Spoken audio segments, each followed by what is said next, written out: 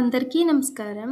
Welcome to Siriraj food. నేను మీ సిరి. ఈరోజు మన వీడియోలో సరికొత్తగా గోధుమ రవ్వతో మంచి స్వీట్ అయితే తయారు చేద్దాం. టేస్ట్ కూడా చాలా అంటే చాలా బాగుంటుంది.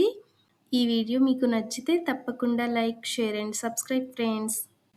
దీనికోసం ముందుగా గ్యాస్ మీద గిన్నె పెట్టుకొని 3 కప్పుల నీళ్లు పోసి నీటిని మరిగించుకోవాలి. నీళ్లు మరిగేసరికి అయితే గ్యాస్ మీద కళాయి పెట్టుకొని ఒక స్పూన్ నెయ్యి వేసుకొని ఒక కప్పు గోధుమ రవ్వ వేసి గోధుమ రవ్వని బంగారు కలర్ వచ్చే వరకు వేయించుకోవాలి. రవ్వ అనేది గ్యాస్ తక్కువ పెట్టి వేయించామంటే చక్కగా మంచి కలర్ వస్తుందన్నమాట.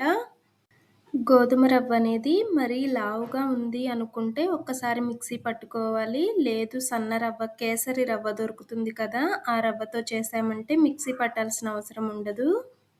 రవ్వ అనేది ఈ మాత్రం వేగిన తర్వాత మనం ముందు వేడి చేసి గ్యాస్ సిమ్లో పెట్టి ఉంచుకున్న నీళ్లు ఉన్నాయి కదా, ఆ నీటిని పోసి ఒక్కసారి మంచిగా కలుపుకోవాలి.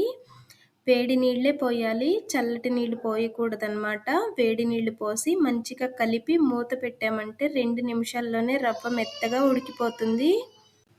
గోధుమ రవ్వ అనేది ఉడికిపోయింది కదా, ఒక్కసారి మంచిగా కలిపేసుకొని 1 కప్పు రవ్వ తీసుకున్నాం కాబట్టి 2 కప్పుల బెల్లం వేసి ఒక్కసారి మంచిగా కలుపుకొని మూత పెట్టుకోవాలి. గ్యాస్ సిమ్లో పెట్టి మూత పెట్టామంటే వేడికే బెల్లం అనేది కరిగిపోతుంది. నీళ్ళేమీ పోయాల్సిన అవసరం లేదు, పాకం కూడా పట్టాల్సిన అవసరం లేదు. మన ఛానల్లో ఇంకా ఈజీగా తక్కువ టైంలో చేసే స్వీట్స్, స్నాక్స్, హెల్దీ రెసిపీస్ చాలా ఉన్నాయి. కుదిరితే ఒక్కసారి చూడండి. వీడియోస్ మీకు నచ్చితే తప్పకుండా సబ్స్క్రైబ్ చేయండి. బెల్లం కరిగేసరికి అయితే మనం ఒక మిక్సీ జార్ తీసుకొని అరకప్పు పచ్చి కొబ్బరి, అరకప్పు పుట్నాలు, అరకప్పు పంచదార, ఒక 2-3 యాలకులు వేసి మెత్తగా పొడి పట్టుకోవాలి. మన వీడియోలో చూపించిన విధంగా పొడి అయితే సరిపోతుంది. ఇప్పుడు ఈ పొడిని ఒక ప్లేట్లోకి తీసుకొని పక్కన పెట్టేద్దాం. మనం గోధుమ రవ్వలోనే 2 కప్పుల బెల్లం వేసాం కదా, బెల్లంతో కాదు పంచదారతో చేయాలి అనుకుంటే 2 కప్పుల పంచదారని పొడి పట్టి వేసుకుంటే సరిపోతుంది. గ్యాస్ తక్కువ పెట్టి 2 నిమిషాలు మూత పెట్టామంటే బెల్లం అనేది మంచిగా కరిగిపోయి చక్కగా రవ్వలో కలిసిపోతుంది. బెల్లం కలర్ వచ్చేసింది కదా, స్వీట్ కూడా. ఇలా మంచిగా ఉడికిన తరువాత మనం ముందు పట్టి పెట్టుకున్న పొడిని వేసి ఒక్కసారి మంచిగా కలుపుకోవాలి. ఈ పొడి వేయడం వలన టేస్ట్ అయితే చాలా అంటే చాలా బాగుంటుంది. మనం వేసిన పొడి అనేది స్వీట్లో మంచిగా కలిసిపోయిన తర్వాత గ్యాస్ తక్కువ పెట్టి మూత పెట్టి 1 నిమిషం పాటు ఉడికించుకోవాలి.